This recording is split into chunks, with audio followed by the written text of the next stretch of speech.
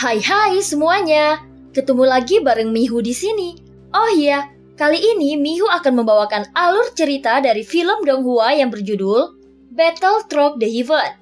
Mihu mengingatkan sekali lagi ya bahwa konten ini full spoiler. Mari siapkan cemilannya dan mari kita mulai alur ceritanya. Melanjutkan dari kisah sebelumnya. Pada saat ini Su Chang juga melancarkan serangan. Setelah penundaan singkat dari 3 jantung api dan 3 avatar, dia akhirnya melancarkan serangannya menggunakan pedang kayu dan membuat pembatasan di atas kepala Xiaoyan. Energi abu-abu putih meraung dari pedang kayu di atasnya. Xiaoyan merasakan fluktuasi yang sangat kuat yang lebih kuat dari serangan Su Chang sebelumnya. Dan setelah tebasan ini, pedang kayu di tangan Su Chang segera kehilangan cahayanya. Meskipun potongan ini tidak terlihat cantik jika melihat lebih dekat, aura pedang abu-abu putih sangat aneh dan lapisan demi lapis sepertinya bukan aura pedang biasa. Juga bukan aura pedang yang dipadatkan dengan kekuatan keabadian. Namun Xiaoyan tidak punya waktu untuk memperhatikannya saat ini. Sekarang dia harus segera menyingkirkan Su Chang dan terus menjalankan teknik kultivasi pagoda emas.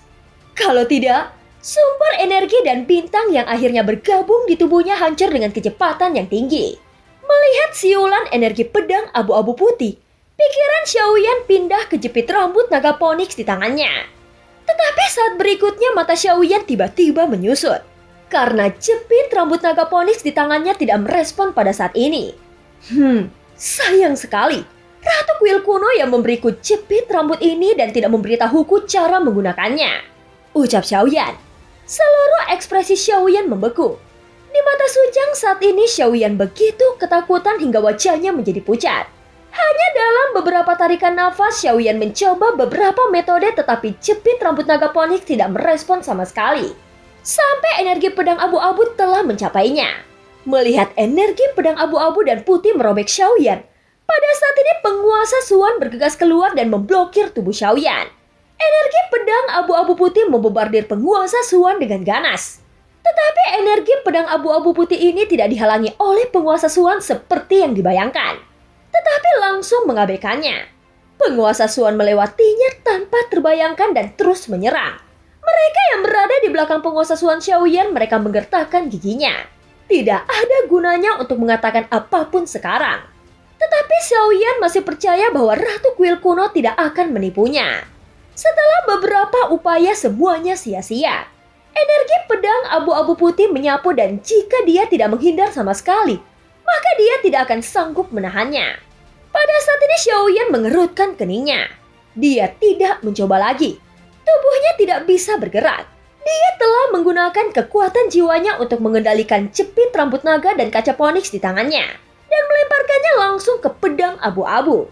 Jepit rambut itu terbang keluar dan itu tampak seperti benda wanita yang halus. Pada saat ini Xiaoyan sudah tidak peduli tentang itu. Tetapi dengan cepat membuat taktik dengan kedua tangannya. Pada saat yang sama pada pengekangan hitam di atas kepala Xiaoyan, guntur hitam yang telah menyeduh mengalir dengan kekuatannya yang kuat. Yang mulia ratu, dia telah menggunakan semua kekuatan jepit rambut itu. Apakah dia melakukan kesalahan? Gumam Xiaoyan tersenyum kecut. Saat ini dia merasa sangat cemas. Sekarang jika benar jepit rambut naga dan kaca Phoenix tidak berguna, maka Xiaoyan hanya bisa menggunakan pagoda emas.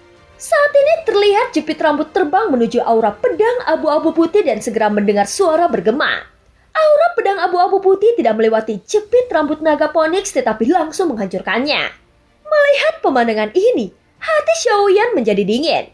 Benda yang diberikan yang mulia Ratu Kuil kuno hancur dalam satu pukulan. Tidak peduli apakah itu harus menjadi harta karun.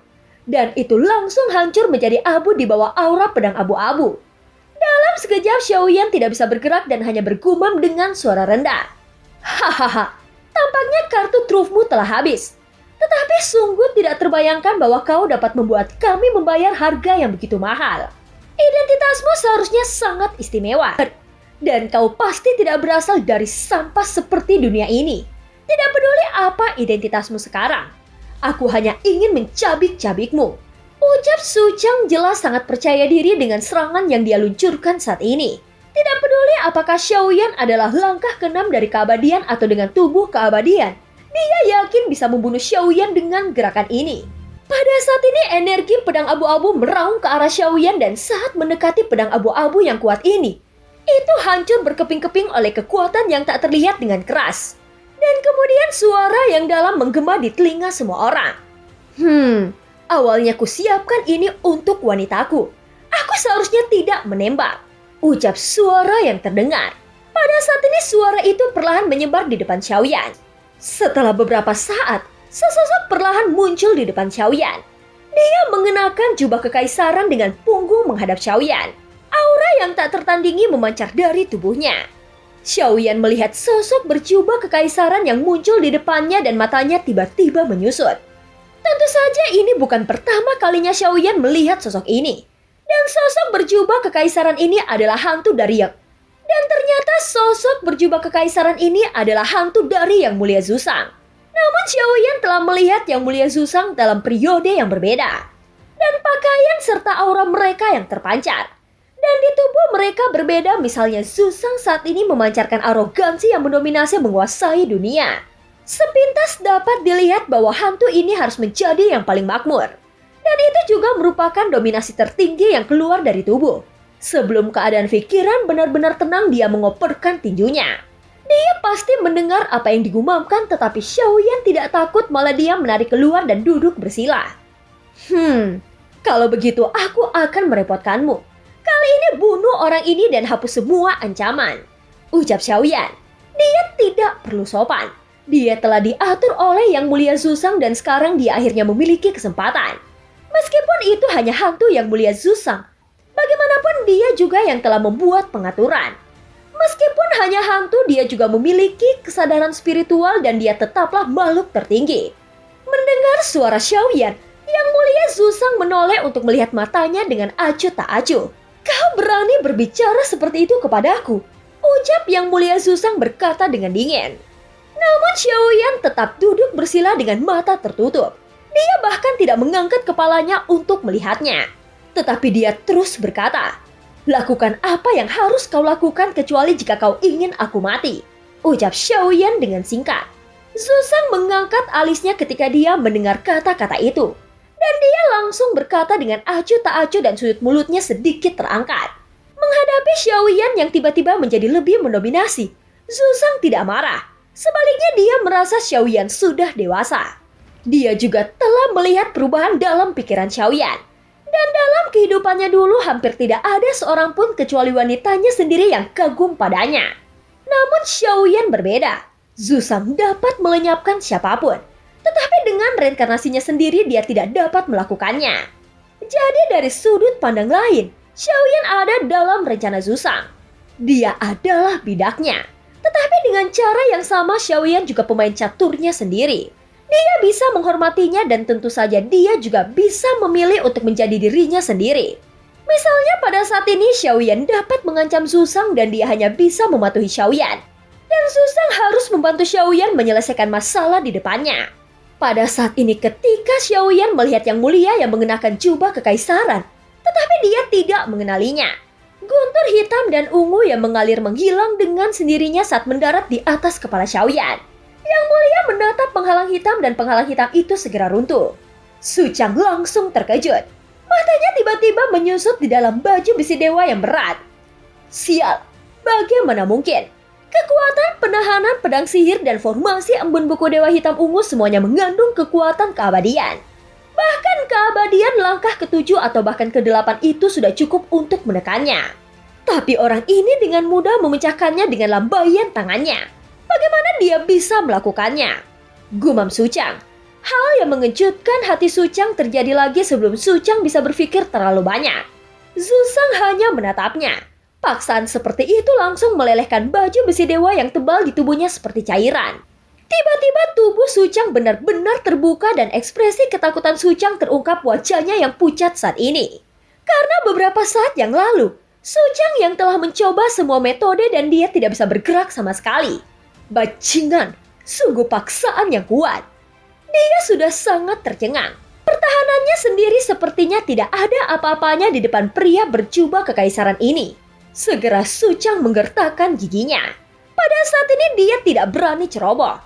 Bahkan dia segera menggunakan semua kekuatan dewa kehampaan Taisu. Pada saat yang sama terlihat cahaya hitam yang tak terhitung jumlahnya di sekelilingnya menyelimuti Suchang. Dia ingin menggunakan ini untuk menghancurkan hantu yang mulia Susang. Cahaya hitam ini adalah kartu truf terkuat dari kekuatan asli Dewa Kehampaan. Tetapi jelas pemikiran Suchang terlalu sederhana. Pada saat ini kekuatan asli Dewa Kehampaan menyelimutinya. Tetapi paksaan yang kuat di tubuhnya masih belum berkurang sama sekali. Sial, ini adalah paksaan yang sangat kuat. Kekuatan orang ini mungkin bukan keabadian kaisar. Di tempat seperti ini, bagaimana mungkin ada keabadian para dewa? Tidak mungkin, benar-benar tidak mungkin. Mungkinkah itu adalah hukumannya karena mereka tahu rencananya? Apakah mereka di sini untuk menghentikanku? Gumam Suchang. Segera dia memiliki pikiran yang menakutkan di benaknya. Tetapi faktanya, dia tidak memiliki perlawanan sama sekali. Sebelum aku mati, bisakah kau mengizinkanku untuk mengajukan beberapa pertanyaan? Ucap Suchang menyerah dan menatap Yang Mulia Zuzang yang mengenakan jubah kekaisaran. Tatapan Yang Mulia Zuzang sangat dingin, dan dia tidak menjawabnya. Tetapi ketika Suchang berbicara, Yang Mulia Zuzang melambaikan jubah lengannya dan seluruh ruang tiba-tiba membeku. Terlihat dari luar Dewa Kehampaan Taishu seperti dicubit oleh telapak tangan yang besar, dan kemudian terus-menerus mengerahkan kekuatan. Kemudian Dewa Kehampaan Taishu yang berbentuk persegi mulai menjadi berkerut dan bengkok. Dengan suara keras, Dewa Kehampaan Taishu yang besar itu langsung meledak dan berubah menjadi puing-puing yang tak terhitung jumlahnya. Adegan ini membuat semua prajurit Taishu yang masih berjuang untuk menghidupi diri mereka sendiri sedikit mandek. Mereka melihat Dewa Kehampaan Taishu yang menghilang dengan tidak percaya. Jubah Suchang terguncang oleh keterkejutan. Matanya juga tiba-tiba menyusut menjadi seukuran lubang jarum. Dalam ledakan ini, semua otot di wajahnya benar-benar tidak terkendali. Matanya bergetar hebat. Dia sama sekali tidak dapat mempercayai pemandangan di depannya. Tetapi ketika puing-puing membombardirnya, meledakkan tubuhnya ke dalam danau cetakan daging. Dia yakin bahwa ini bukanlah ilusi. Tetapi bahkan saat ini dia masih merasa ilusi itu terlalu luar biasa. Ledakan itu membuat tidak ada orang yang mempercayainya termasuk ratu yang tiba-tiba mengangkat kepalanya. Matanya yang indah terbuka dan tertutup. Dan matanya juga penuh kejutan yang tidak dapat disembunyikan. Dia juga tidak berharap Xiaoyan memiliki kekuatan yang begitu menakutkan. Sehingga seluruh Dewa Kehampaan Taishu dihancurkan. Namun ketika sang ratu menyaksikan ledakan yang disebabkan oleh kehancuran Dewa Kehampaan, matanya seolah-olah bisa melihat pemandangan melalui kobaran api. Mata indah sang ratu berangsur-angsur melebar, dan ekspresi yang tidak bisa dipercaya muncul di wajahnya yang cantik. Dan orang bahkan bisa melihat bulu matanya yang lentik dan berair sedikit bergetar. Tangannya yang cantik membentuk kepalan anak kecil dan dia tampak sedikit gugup. Ratu membuka mulutnya sedikit, dan pada saat yang sama api dari ledakan Dewa Kehampaan Taishu tertiup angin kencang dan semua berubah menjadi abu. Kecuali 3 sosok yang muncul dari abu yang menyebar. Mata semua orang secara tidak sadar tertarik untuk melihat ke atas. Dan sosok yang muncul dalam nyala api membuat semua orang penasaran. Para prajurit Taishu bahkan lebih penasaran tentang siapa yang bisa menghancurkan Dewa Kehampaan Taishu. Mata Ratu tiba-tiba terfokus.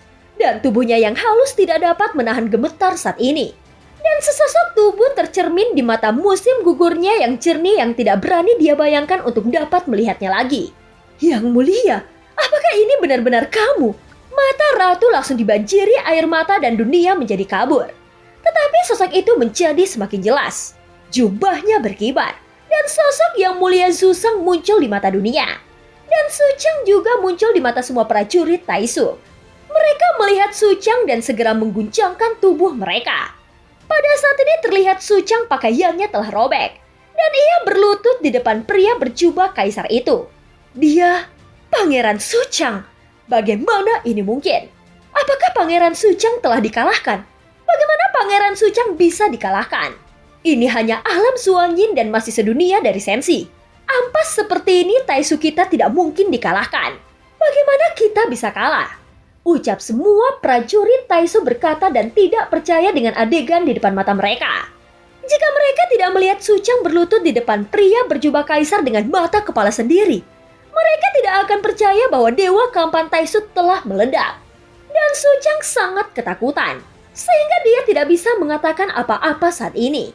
Hanya untuk sesaat, Dia telah menggunakan semua kekuatan Dewa Kampan Taisu untuk melakukan teknik terlarang yang paling kuat untuk terakhir kalinya. Namun tampaknya Yang Mulia Zuzang telah melihat pikirannya. Saat dia membuka mulutnya, kehancuran Dewa Kampan juga menghancurkan pikiran Suchang untuk bertahan hidup dalam sekejap mata. Dewa Kampan Taisu itu dibuat oleh kekuatan puncak Taisu dan mengandung batasan kuat yang tak terhitung jumlahnya. Itu terbukti dengan sendirinya bahwa itu sulit untuk dihancurkan. Meskipun dihancurkan, Suchang tidak pernah membayangkan bahwa Dewa Kampan Taisu akan dihancurkan dengan begitu mudah. Yang benar-benar membalikkan kognisi Suchang, dia tidak tahu seberapa kuat pria berjubah kekaisaran di depannya. Tetapi bisa menghancurkan Dewa Kampan Taisu dengan begitu mudah, tidak ada artinya melakukan apapun sekarang. Jika diamati, benar saja kami meremehkan Sensi. Tapi kau tidak berpikir bahwa menghentikan kami dapat menghentikan Taisu untuk menyerang Sensi kan? Ucap Suchang dengan mencibir. Setelah mengetahui bahwa perlawanan itu tidak membuahkan hasil, saat dia mengucapkan kata-kata ini, tubuhnya secara langsung membengkak dan kemudian meledak. Darah dan dagingnya berhamburan, tubuhnya telah hancur. Suchang yang hanya memiliki satu jiwa yang tersisa sebelum dia dapat bereaksi, tubuhnya hancur total pada saat ini. Dia sudah tahu bahwa sebenarnya tidak ada titik balik. Dengan hanya satu jiwa dia menjerit, tetapi suara itu berhenti tiba-tiba di detik berikutnya. Tetapi jiwanya tidak langsung dihapus oleh Yang Mulia Zuzang.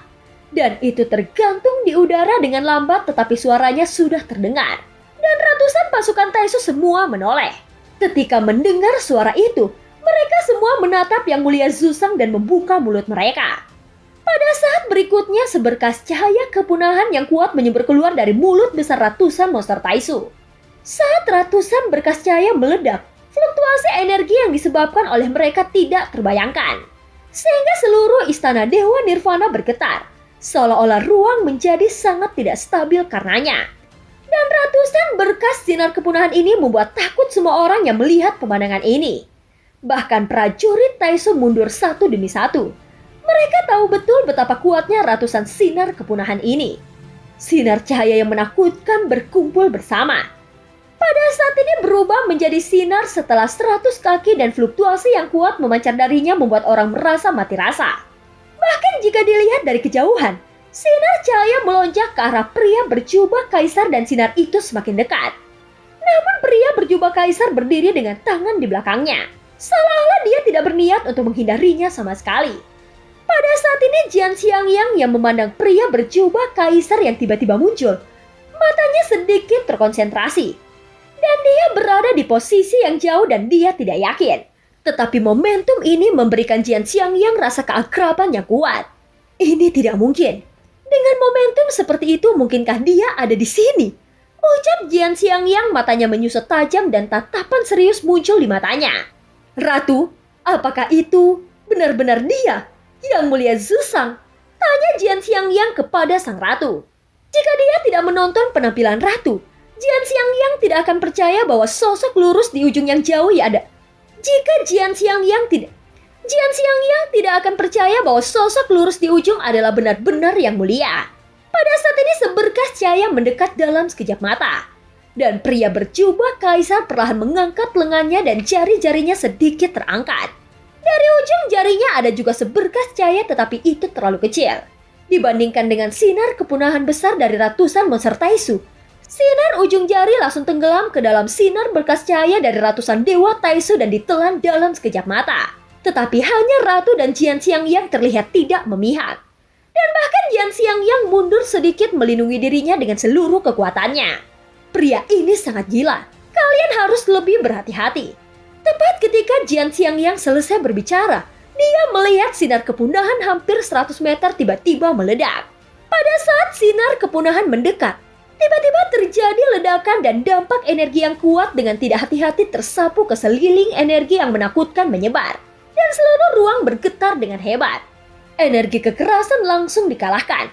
Meskipun ini adalah alam terlarang di mana Ratu berada, dampak energi yang mengerikan pada akhirnya tak tertahankan dan mulai runtuh. Pada saat yang bersamaan, energi yang mengerikan menyapu dengan liar. Dan meskipun orang-orang yang telah mundur dalam jarak tertentu, mereka tidak pernah menyangka bahwa mereka masih akan terpengaruh setelah mundur sejauh ini. Pada saat ini Ratu segera memerintahkan pasukan berkobar untuk mundur. Setelah mundur ke jarak di sekitar Ratu, Ratu melambaikan lengan bajunya untuk menstabilkan ruang di sekitarnya. Dan semua energi diblokir oleh sang Ratu. Namun semua orang di istana pemburu dewa juga cukup pintar. Saat ini semuanya bercampur dengan pasukan berkobar dan kebanyakan dari mereka tidak terluka di bawah perlindungan Ratu. Tapi para prajurit Taisu tidak seberuntung ini. Badai yang diciptakan oleh Yang Mulia Susang menghancurkan dan menyapu semua orang. Bahkan dengan perlindungan dari baju besi dewa, sulit untuk menahan sapuan energi seperti itu. Akibatnya ada teriakan dari prajurit Taisu di tengah badai. Dan setelah semua sinar kepunahan yang keluar dari ratusan monster Taisu, pada saat yang sama itu dengan mudah diselesaikan. Tetapi Su Chang tidak akan pernah melihat pemandangan ini. Meski Su Chang belum menghilang saat ini, tetapi sebenarnya jiwanya tersebut telah musnah, kecuali kecerdasannya. Yang Mulia Susang sepertinya tahu bahwa Xiaoyan membutuhkan jiwanya, jadi dia tidak mengambil tindakan untuk menghapusnya secara langsung, melainkan menyimpan bagian dari ingatannya. Dan penyebaran energi lingkungan berangsur-angsur menjadi tenang.